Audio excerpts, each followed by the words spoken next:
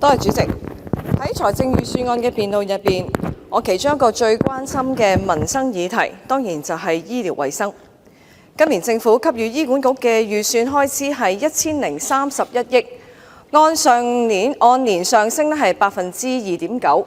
如果同5年前相關實際撥款835億比較，今年預算係上升咗超過23%。同10年前嘅534億比較呢，就上升咗近93%。公營醫療服務開支年年上升，市民同埋前線嘅醫護人員又有冇能夠感受到服務係得到提升呢？工作環境係咪得到改善呢？喺呢個背景之下，政府今年初落實公營醫療收費改革，家庭醫學同專科門診嘅診症費、藥費齊加。喺社區聽到唔少病人話覆診嘅開支多咗好多，而我哋又應該點樣去評估實際嘅影響呢？當局回覆喺我審核開支預算嘅提問時候就提到，加價後首2個月大約係有26000張，即係大約3%嘅藥單係醫生開咗藥單之後，個病人唔去攞藥。當局指出，病人唔攞藥有好多唔同嘅原因，當中有病人係因為屋企仲有藥未食完，所以決定唔攞藥，認為數據係反映咗收費改革係有助鼓勵病人審視自己用藥嘅習慣，減少浪費。呢個數字同埋當局嘅解釋，我自己覺得係令人擔心，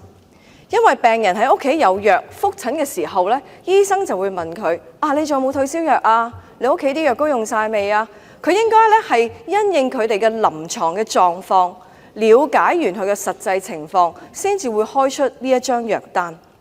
我哋唔應該，亦都唔想見到係社會會認同咗覆診嘅時候，個病人攞住張藥單去到藥房嘅時候，病人自己話事攞幾多藥，攞唔攞藥，呢一個絕對應該係醫生嘅臨床決定。甚至如果我哋當局係將病人唔攞藥視為收費改革嘅成功或者到唔到肉嘅呢一個指標呢，我自己個人係冇辦法認同。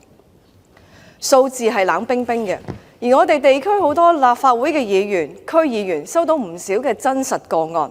有一啲為咗慳家嘅夾心階層長者，以前覆診唔使200蚊落樓，依家閒閒地都要600-700蚊，咁就不如攞少次藥啦。我亦都收到有個案，佢係一個做生意嘅，撞正而家市道唔好，生意唔好，啲錢都要攞嚟係為生意而周轉。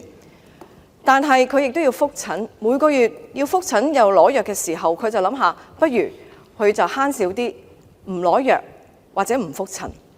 啲情況我自己都係擔心，日後會有一個好大嘅負面影響。我想明確指出，我自己係支持係呢個公營醫療嗰個嘅改革，因為長遠落去面對人口老化，公營醫療開支係不斷咁樣上升，改革係應該要做嘅。但係有效嘅改革係應該因應社會嘅實際狀況，有序而行，絕對唔能夠為慳而慳。例如我經常強調嘅基層醫療發展就係應該要先行嘅工作，不過政府喺2026-27年度投放喺基層醫療嘅預算係15億元。比上年度反而係少咗5億元。當中我哋又見到社區藥房最快去到今年年底先至試行，夜診就要去到第2季先至逐步增加。今日嘅實況就係替代服務未到位，但係收費調整之針已經係吉到入肉。我想表達嘅係加強基層醫療服務，就係當病人唔舒服嘅時候，即晚就可以睇到醫生，唔使喺屋企漚幾日，又或者當就嚟食晒啲藥，去到屋企附近嘅社區藥房就有得配得返，仲有藥劑師嘅專業嘅服務同提醒，幫手睇緊啲食藥食得啱唔啱。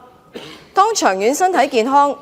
好咗啦，冇咩大病啦，就可以減少到入院醫治，市民先至會感覺到改革嘅好處同必要性，同時真正做到減少公營醫療嘅開支。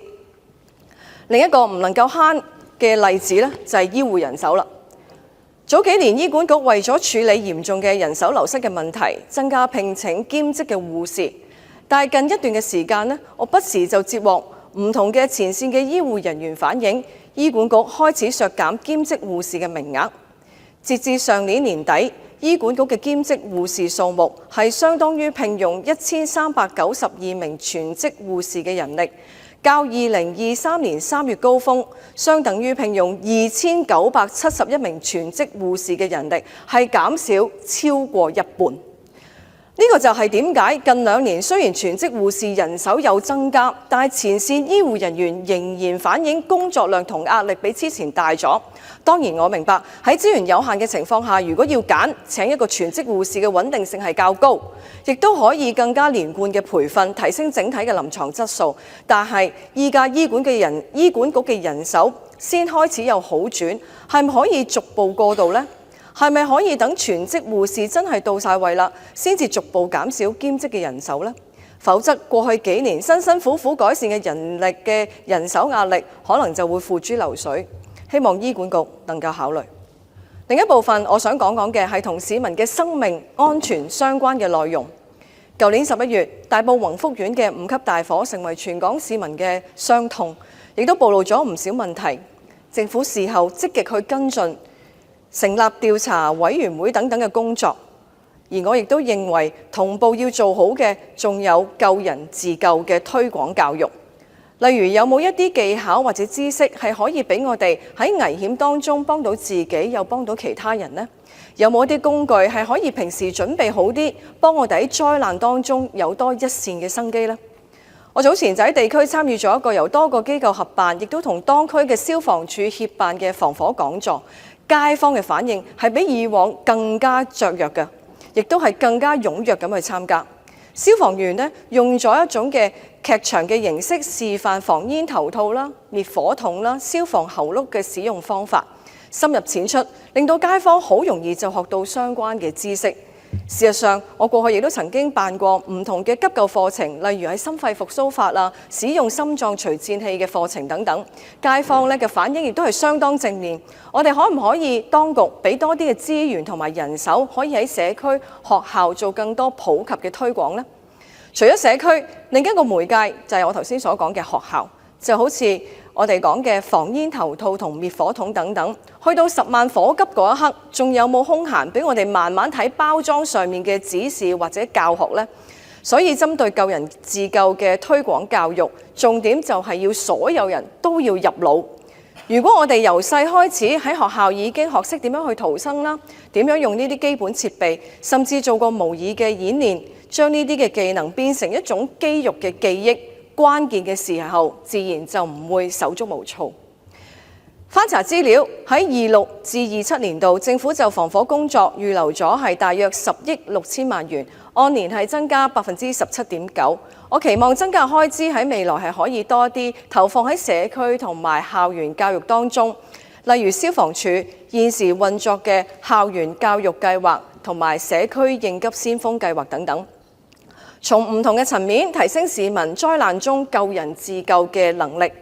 而講起救人自救，我啱啱所提到嘅喺社區中曾經舉辦過嘅心肺復甦法同使用心臟除顫器嘅課程，我認為呢一部分係相當重要。現時全港每年有超過6000人係死於心臟病，當中1/3，